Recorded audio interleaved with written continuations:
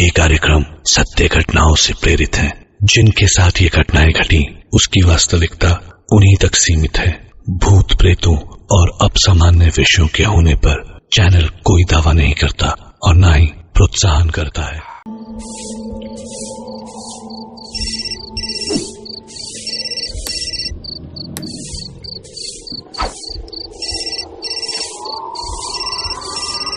अनीश रोज की तरह कब्रिस्तान में सफाई का काम कर रहा था, लेकिन एक आवाज से वो रुक गया। ये आवाज आ तो बहुत धीमी रही थी, पर थी बहुत पास से। अनीश ने अपना झाड़ू रोका तो फोन की आवाज भी रुक गई। उसने पॉकेट से अपना फोन निकाल के देखा, उस पर कोई कॉल या मैसेज नहीं था। आसपास देखा तो पूरे कब्रिस्तान में कोई और नहीं था जिसका फोन बज सके। उसने इन चीजों को ज्यादा तवज्जो ना देते हुए अपना काम फिर से शुरू किया तो फोन फिर से दोबारा बजना शुरू हुआ। अनीश फिर रुका। उसने चारों तरफ देखा और अब जोर से चीखा, कौन है? क्या चाहिए? क्यों रोज रोज मुझे इस तरह से परेशान करते हो? अनीश ने अपनी बात खत्म भी नहीं की थी कि पीछे से उसके कंधे पर किसी ने हाथ रखा।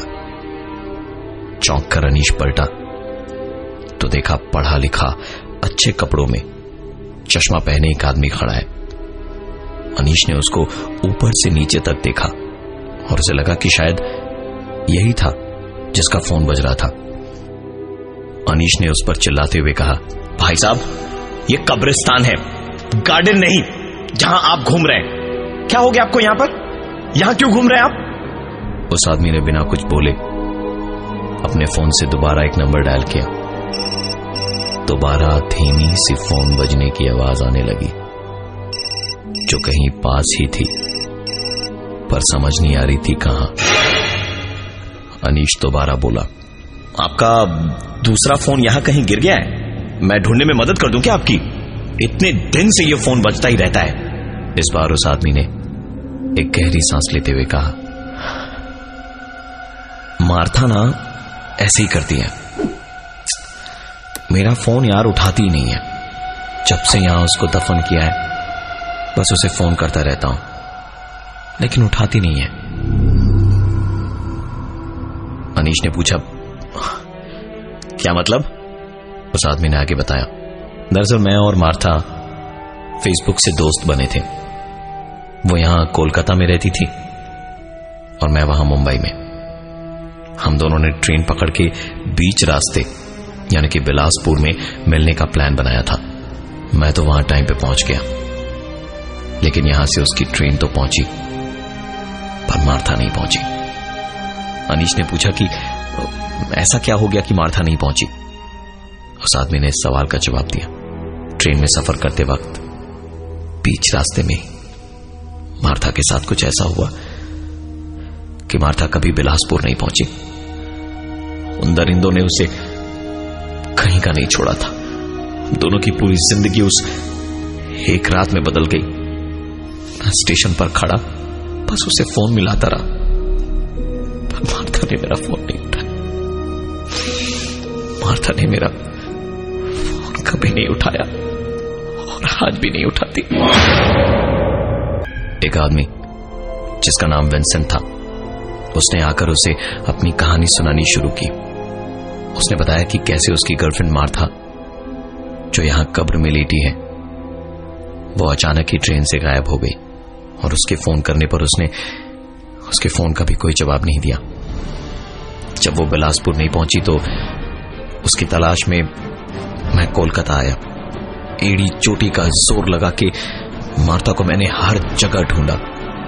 पूरे 3 हफ्ते ढूंढने के बाद मार्था मुझे एक मेंटल असाइलम में मिली। वहां जाके जब मैंने अपनी आंखों से मार्था को देखा तो उसे बुलाकर सिर्फ उसके सामने मैंने अपनी ट्रेन की टिकट रख दी। मार्था ने कुछ देर उस टिकट को देखा और उसके बाद उसकी आंखों से पानी छलक गया। मुझे देखकर भागती हुई वो अंदर चली गई। मैंने यानी कि विंसेंट ने उसके पीछे से उसे पुकारता रहा। मैं दरवाजे तक भी भागा, लेकिन अंदर जाने की परमिशन तो आसान नहीं थी। मैंने मार्था को दोबारा बुलवाया, मेंटल असाइलम वालों से बात की, उन्हें अपने बारे में बता के मार्था के साथ बैठा और साफ साफ उससे कहा, तुम क्यों ऐसे भाग रही हो? जो भी हुआ उसमें तुम्हारी कोई गलती नहीं थी। तुम भी अकेली हो, मेरा भी इस दुनिया में कोई नहीं है। मैं पेशे से साइकियाट्रिस्ट हूं, इतना तो जानता हूं कि तुम पागल नहीं हो। अब रोना धोना छोड़ो और जो कुछ भी हुआ उसे पीछे छोड़कर मेरे साथ चलो। मैंने सारी फॉर्मेलिटीज पूरी की और उसे उस मेंटल असाइलम से बाहर निकाला। जिन दरिंदों ने मेरी मार्था को इस हाल में पहुंचाया था, मैंने उनके खिलाफ उसके साथ मिलकर केस किया। मार्था की देखभाल की और केस की सुनवाई के बाद मार्था को लेकर मुंबई शिफ्ट होने की पूरी तैयारी भी कर ली थी। जजमेंट के ठीक 3 दिन पहले मुझे बहुत ही अर्जेंट काम से मुंबई जाना पड़ गया। मैं जाना नहीं चाहता था, पर काम बहुत जरूरी था। मेरे मुंबई और उधर कोर्ट में जजमेंट आने के बाद मार्था पूरी तरह से टूट गई थी। मैंने उसे कहा कि तुम नेक्स्ट फ्लाइट पकड़ो और यहां आ जाओ, मैं वापस वहां जाकर सारा लगेज वगैरह ले आऊंगा नेक्स्ट वीक। बहुत बड़ी जंग हार चुके थे हम और इंसाफ भी नहीं मिला था। इन सब के बावजूद एक नई जिंदगी के बारे में सोच के खुश थी मार्था। भले ही कुछ और ना सही, लेकिन मेरे साथ अपनी जिंदगी का सोच के ही बहुत खुश थी। उससे बात करते करते वो इधर आ ही रही थी कि मैंने जो सुना वो रोज मेरे सपने में आता है और मुझे सोने नहीं देता। हेलो, हाँ विंसेंट, हाँ मैं आ रही हूँ, वेट फॉर मी। हाँ, आई लव यू। मैं मुंबई से वापस कोलकाता आया और मार्था को यहीं दफनाया जहां से तुम्हें फोन के बजने की आवाज आ रही थी। मैंने मार्था को उसकी सारी चीजों के साथ यहीं दफनाया था। देखो ना, मैं कब से उसे फोन किए जा रहा हूं, लेकिन वो उठा ही नहीं रही है। कभी कभी वो फोन उठाती है तो मैं उसे अपने पूरे दिन की बातें बताता हूं।